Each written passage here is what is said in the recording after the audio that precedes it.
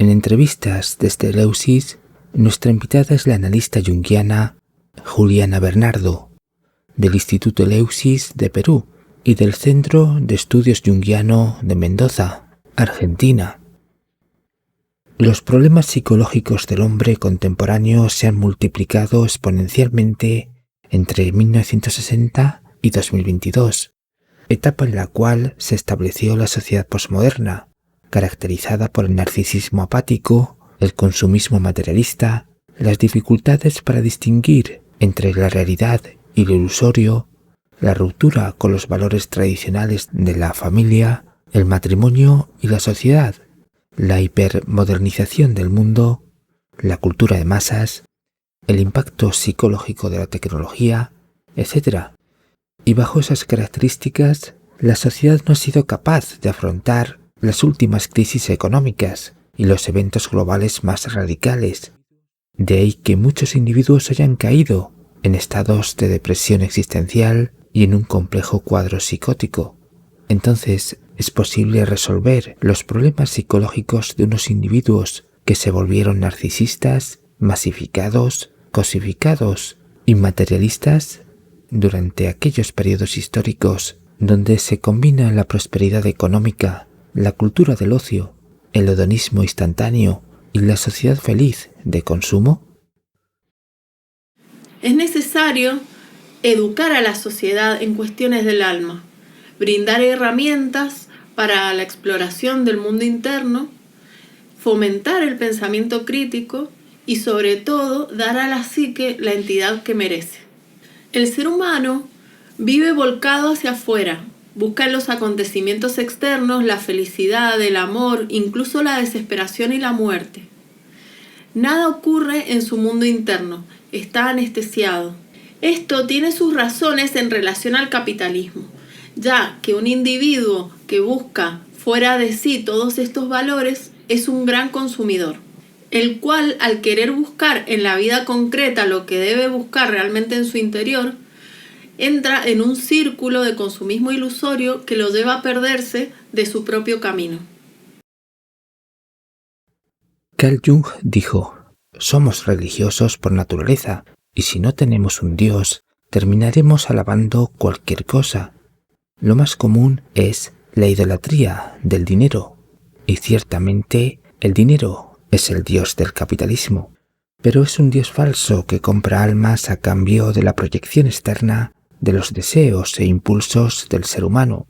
Por esto, el pensador Gilles Lipovetsky habla de la sociedad psicopatoide y narcisista de la era del vacío, durante la cual los humanos perdieron su alma.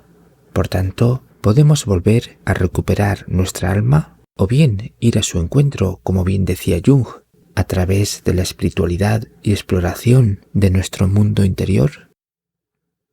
Teniendo en cuenta que la mirada sobre los fenómenos psíquicos ha estado siempre teñida de patología, es necesario que hagamos un cambio y empecemos a mirar el alma con menos miedo y más amor en el amplio sentido de la palabra.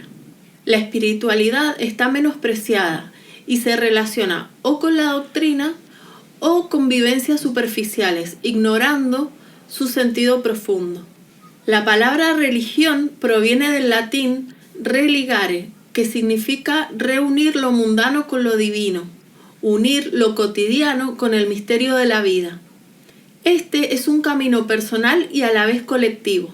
Debemos volver a las raíces de nuestra religión para volver a conectar con el alma. La crisis financiera internacional de 2008 fue mejor asimilada gracias al posterior boom espiritual, si bien la proliferación de los movimientos pseudoespirituales y de la mercadotecnia espiritual solo fueron un remedio efímero e ilusorio, y todo esto nos sirvió para superar el vacío, la desorientación y la ignorancia, es decir, al no fortalecer la psique con cimientos sólidos de orden cognitivo, espiritual o religioso, entonces mucha gente no pudo resistir el impacto psicológico que produjo el último evento global, y pese a ello, ni durante el evento ni a posteriori, se produjo una transición hacia la introspección, el recogimiento espiritual y la búsqueda de Dios, sino más bien todo lo contrario.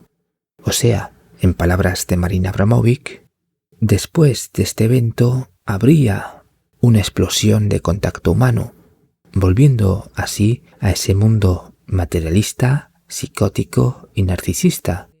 Sin embargo, ¿has notado un mayor número de pacientes como resultado de las consecuencias psicológicas sufridas por el gran evento? ¿O bien un empeoramiento de pacientes que ya estuvieses tratando antes del acontecimiento histórico? Los eventos difíciles nos ponen en perspectiva respecto a la vida y a la muerte.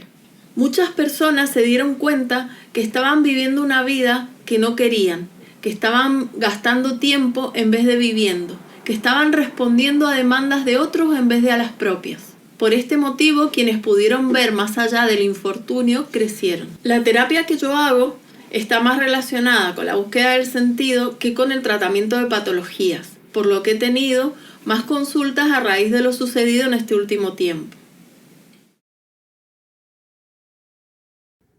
Carl Jung reconocía que la psicología estaba relacionada con el chamanismo, pues pretendían la curación espiritual de la psique. Por tanto, ¿qué tratamientos psicoterapéuticos se aplican para el miedo y la ansiedad en estos tiempos tan caóticos como inciertos? El miedo y la ansiedad tienen su raíz en un llamado a preguntarse sobre las propias necesidades del alma. Las técnicas que utilizo en mi consulta son las que contribuyen a crear un vínculo y explorar el mundo anímico, como son todas las producciones creativas, el análisis de sueños y de productos inconscientes.